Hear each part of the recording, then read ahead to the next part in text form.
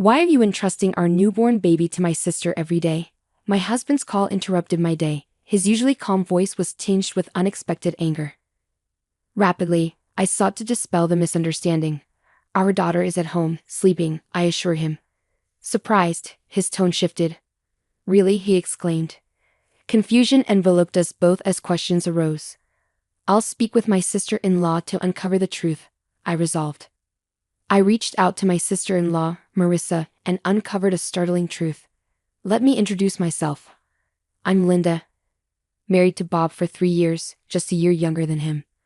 Our joy was recently doubled with the arrival of our daughter Hannah. She's the epitome of cuteness, but being a first-time mom has its challenges. With my parents living far away, I didn't have the luxury of heading back home after childbirth. Since leaving the hospital, I've been navigating this new world solo during the day. I must admit, I've been getting by, largely thanks to Bob's unwavering support. Despite his long work hours, he's always there for Hannah and me, never once complaining. His gentle demeanor eases any parenting stresses I encounter. Whether it's struggling to soothe Hannah to sleep or tending to her cries in the dead of night, his presence has been a lifeline, and I'm immensely grateful for it. So you can imagine my shock when he called, his voice laced with unexpected frustration. Linda. Mom just called me. What's going on? He demanded. Confused, I replied, Your mom? What are you talking about? Why would we leave our newborn with Marissa every day? His mention of Marissa caught me off guard. She's Bob's sister, residing just a short walk away with their parents. Marissa, working from home, also takes care of her mother, making her quite flexible with her time. My husband's critique persisted. Leaving a 3-week-old baby, I couldn't fathom doing that. Marissa hasn't cared for a baby before. I get that you're tired post-birth, but you should have talked to me before entrusting her to Marissa, he expressed, his worry palpable. His distress signaled that this was no ordinary misunderstanding. Wait, I'm lost. Marissa caring for a newborn. Why did your mom call you? Why would I need your consultation? What do you mean? Leaving Hannah with Marissa? Have I been doing that? I countered, utterly bewildered. It's been nearly 2 weeks. Marissa didn't complain, not wanting to strain your relationship, but Mom couldn't stay silent, he clarified. Bob's revelation stunned me. It was a narrative I had no recollection of, with my daughter right beside me. With numerous questions swirling, I prioritized clearing the confusion. Swiftly, I assured him, our daughter's at home, asleep. She's right here with me. Bob's astonishment resurfaced. What do you mean? He inquired. I'm just as confused as you are. Honestly, I've been following the advice to keep newborns indoors, so besides medical appointments, I haven't been anywhere. I haven't even visited your family's house, and it's been a while since Marissa came over after Hannah's birth, I clarified. Then whose baby is Marissa caring for? Bob pondered aloud. I wish I knew. Why would Marissa fabricate looking after our baby? Each question seemed to spiral into another, leaving us both puzzled. As the lunch break chimes sounded through the phone, I made a decision. I need to speak with Marissa. I want to understand why she might concoct such a lie. If there's a misunderstanding and she thinks she's caring for Hannah, that's concerning. I'll also call Mom, I announced. Bob paused before expressing his regret. I'm sorry for doubting you. I was just really worried about Hannah. It's all right. You're concerned about Hannah, aren't you? Besides, when I told you she's right here, you didn't doubt me. You trusted me, I comforted him. After our call ended, I wasted no time dialing my sister-in-law's number. Marissa, do you have a moment? There's something I need to discuss, I started. Linda, I need to talk to you too, Marissa replied. Marissa and Bob are close in age, which is why she's the same age as me despite being my sister-in-law.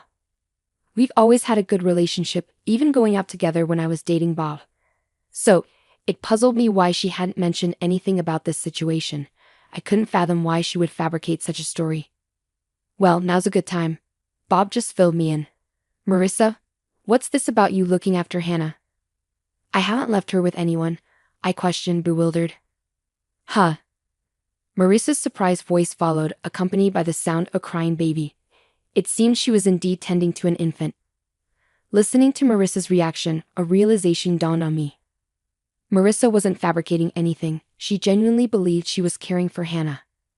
To dispel her misconception, I began to explain the truth. To dispel her misconception, I began to explain the truth. Hannah's right here with me, fast asleep. I'm really baffled by all of this. But how did you end up with a baby, Marissa? And why do you think it was Hannah?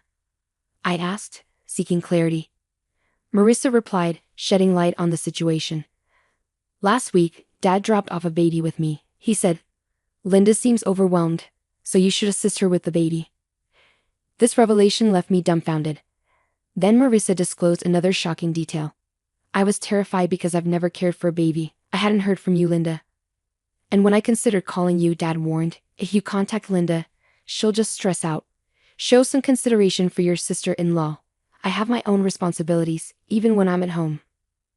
It appeared that my father-in-law's deceit initiated this chaos, but the identity of the child Marissa was caring for remained unclear.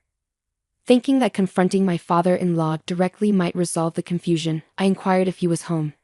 Unfortunately, he's out at the moment.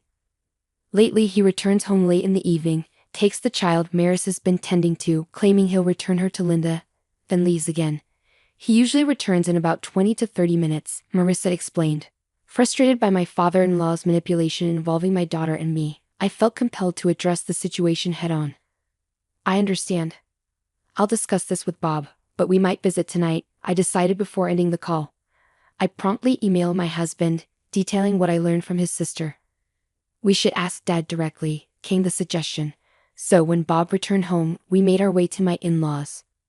Along the journey, Bob recounted his conversation with his mother.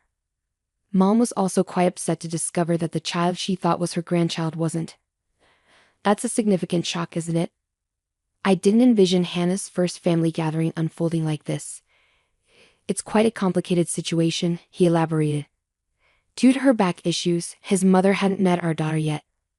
I had hoped to introduce Hannah to her once she was ready to venture out after a month, but now, I found myself disheartened that our introduction had to occur amidst such turmoil.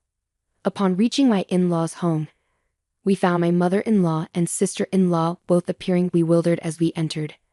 Marissa spoke up. Bob, Linda, Dad mentioned he would return the child we've been caring for, but he hasn't returned yet. Understanding the situation, Bob intervened. I see, Mom. Despite the confusion, this is our daughter Hannah. With that, I brought Hannah closer to my mother-in-law. Upon laying eyes on Hannah, my mother-in-law's expression softened. She's absolutely adorable. She bears a striking resemblance to Bob when he was a baby. I'm thrilled to finally meet her, and Linda, you've done remarkably well. I'm sorry you've been entangled in all of this, she expressed with sincerity. It's all right. I'm just as perplexed as everyone else, I responded. Just as I spoke, Marissa chimed in. I'm baffled too. Who is this child I've been caring for? I don't understand why Dad would lie like this. I've been putting in so much effort, believing it was Hannah. He should consider my feelings too. Marissa's frustration mirrored my own towards our father-in-law. Attempting to lighten the mood, Bob interjected, but Marissa, you've met Hannah before. You should have noticed it's a different baby. Well, don't all babies look alike? I thought something was off. But I assumed babies' appearances change quickly. Marissa hastily defended herself. At that moment, our father-in-law returned. I'm back. Wait, why are Bob and Linda here? Our father-in-law's panic was palpable. This deception stemmed from him. The rest of us shared disapproving glances, each silently accusing him. Struggling under the tension, our father-in-law began to stutter. Oh, Linda, it's been some time. What brings you here? Did you forget something? He attempted to divert attention. Turning to Marissa, he added, Marissa, what's going on? I asked you to check for forgotten items. I seethed with anger at our father-in-law's manipulation, using mine and my daughter's names in his deceit and then shifting the blame onto Marissa. I instinctively held my daughter closer, feeling the tension radiate through the room. Both my husband and sister-in-law shared the same sentiment, their fists clenched in frustration. It was me who broke the silence, the anger evident in my voice. Dad, seriously, are you honestly saying that? This is beyond unacceptable even for you. What do you mean? My father-in-law seemed startled by the intensity of my tone. My husband and sister-in-law echoed my sentiments, demanding answers. Dad, explain yourself. Linda has never left Hannah with anyone. Why would you fabricate such a lie? There must be a reason for someone to care for a stranger's newborn, right? That's correct. You manipulated me into caring for a child. Who is this baby? I'm terrified, even if it's my nephew's, let alone a stranger's. I won't tolerate it anymore, Marissa interjected with rapid-fire conviction. My father-in-law was speechless, while the three of us continued to glare at him, demanding the truth. However, my mother-in-law's reaction was different. She turned pale, murmuring, "No, it can't be. You're not still involved with her?" Her words left my husband, sister-in-law, and me stunned. My father-in-law began to sweat, feigning innocence. What? What are you talking about?" he stuttered, attempting to deflect. But my typically calm husband had reached his limit. "Dad, enough with the act. You've been playing dumb all along. Do you think you can deceive us? We know you've been lying about everything. Just come clean." "Wait, Bob, please calm down." I attempted to intervene, but my husband persisted. "Dad, you've been manipulating Linda and Hannah to cover up your deceit, and you owe Marissa an apology. Caring for a newborn is a monumental responsibility, even if it's your own child. Consider how overwhelming it must have been for Marissa, who has never experienced parenthood before." Once he started, my husband couldn't halt his tirade. Despite whatever excuses our father-in-law might conjure, my husband remained steadfast. Perhaps realizing he couldn't evade the truth any longer, my father-in-law spoke softly, and then he confessed to the unbelievable truth. "That child is mine." At his admission, my husband's momentum dissipated, his mouth hanging agape in disbelief. Marissa and I were equally stunned into silence. It was my mother-in-law who shattered the quiet. Her voice quivered, tears brimming in her eyes. "I knew it. You're still involved with her. I was foolish to forgive you before." "Involved with her?" my husband queried, puzzled. In response, our father-in-law's complexion paled even further. Ignoring him, my mother-in-law continued, "He had an affair. It happened around the time you two were getting married, about 3 years ago. He promised me he'd never do it again, and I forgave him. But now, that's why I thought Hannah bore a resemblance to Bob. She's his flesh and blood after all. I thought she was my true grandchild." Unable to contain her emotions any longer, my mother-in-law broke into tears. Witnessing her distress only fueled my anger towards my father-in-law. My husband regained his composure, unleashing his wrath upon our father-in-law. "You're despicable, Dad. You not only deceived us but betrayed Mom twice. How could you stoop so low? I can't fathom that someone like you is our father." Bob's outburst was followed by Marissa's incredulous response. "What do you mean by my child? Are you joking? You had a child with your mistress and left it with me? I can't believe this. How could you do something so despicable? I never want to see your face again." Despite the scathing remarks from his own children, our father-in-law merely chuckled and remarked, "Calm down. There's nothing we can do about what's already happened. The mistress didn't want to marry me or anything like that. She just didn't have any money, so she had to work. In the meantime, I had to take care of the child." I couldn't bear witnessing my father-in-law's callousness. "Enough," I interjected, my voice trembling with anger. "This isn't a laughing matter. A life has been brought into this world. Do you grasp the gravity of that at your age?" My father-in-law seemed taken aback, losing his balance and falling onto the ground. However, instead of offering assistance, Bob and Marissa hurled insults. "You worthless old man, you're no longer our father. I can't even stand to look at you." "Get out of our sight," they exclaimed. Even faced with their fury, my father-in-law attempted to downplay the situation, saying, "Don't say such things." My lips tensed as I stared daggers at my father-in-law. "I no longer have the patience to tolerate someone like you. Let's get divorced," I declared firmly. My father-in-law's smile vanished, his face contorting with wrinkles as he became serious. "But didn't you forgive me last time?" he pleaded. However, his attempt at manipulation was futile. "Yes, I forgave you for your infidelity, but I won't tolerate your disrespect any longer," I retorted. "If having you out of our lives brings peace to our home, then so be it.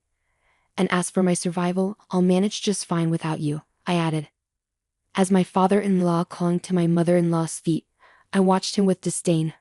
Bob and Marissa mirrored my sentiments, their gazes cold and unwavering. It was evident that everyone in the room had reached their limit with my father-in-law. Marissa erupted in anger. I'll take care of Mom, so we'll be fine without you. But how do you plan to live? You've always relied on Mom for everything from cooking to laundry. Marissa's words visibly rattled my father-in-law. He turned to my mother-in-law with pleading eyes. You wouldn't leave me, would you? We spent decades together. You can't imagine life without me, can you? However, his hopes were swiftly dashed as my mother-in-law shook off his clinging arm. Stop kidding yourself. How much do you need to degrade people to feel satisfied? Who would want to stay with a cheater like you? I'm filing for divorce right now. If you're so fond of her, why don't you go be with your mistress? My mother-in-law snapped, her voice firm and resolute. What? Wait, let's talk. We can fix this. That woman meant nothing to me. You're the only one I love. My father-in-law pleaded, clutching onto my mother-in-law once more, but he was met with another wave of Marissa's fury. Talking to someone who refuses to acknowledge their mistakes is pointless. We're leaving this place soon, and Mom is coming with us. Until we're gone, stay away from home, Dad. I never want to see you again. Now get out. Marissa demanded, attempting to forcefully escort my father-in-law out. When he refused to budge, Bob had to physically drag him away. Please wait. Give me another chance, just one more. My father-in-law pleaded until the very end, but his pleas fell on deaf ears as nobody paid him any attention. As Marissa had foreseen, my father-in-law's life spiraled into chaos. Struggling to manage even the simplest tasks, he found himself unable to tolerate the growing clutter and filth in his home. Desperate for assistance, he turned to his mistress, only to be met with rejection at her doorstep. It appeared she had no intention of marrying him either. With no one left to care for the children, his mistress was unable to work, leading to financial strain.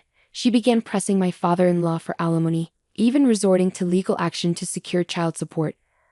Meanwhile, my sister-in-law and mother-in-law relocated to an apartment not far from ours. As over a month had passed since Hannah's birth, I started visiting them more frequently, accompanied by Hannah. I maintained my amicable relationship with Marissa, acting as if nothing had changed, and my bond with my mother-in-law remained strong. Moving forward, I'm determined to raise my daughter to the best of my abilities, with the support of my husband, sister-in-law, and mother-in-law by my side.